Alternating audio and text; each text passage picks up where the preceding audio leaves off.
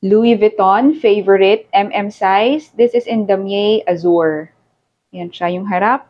Tarnish na yung kanyang front logo. Tapos may mga scratches. Okay, the side. Yan siya. Likod. Vibrant pa yung kanyang canvas, hindi yellow, puting-puti pa. And then, the other side, may pen mark doon.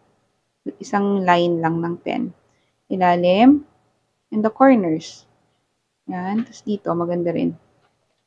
Here and there.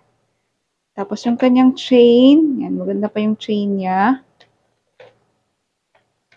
And then, the loob. May minimal stain. Palinis nyo na lang. Very minimal lang. Tapos yung kanyang strap, long strap. Yan. Honey na yung kanyang color, nung kanyang baketa. Yan siya. But it's still very beautiful.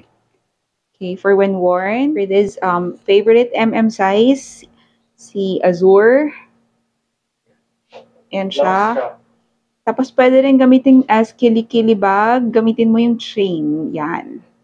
Kasya ba sa iyong shoulders? Ayan siya. Maganda siya.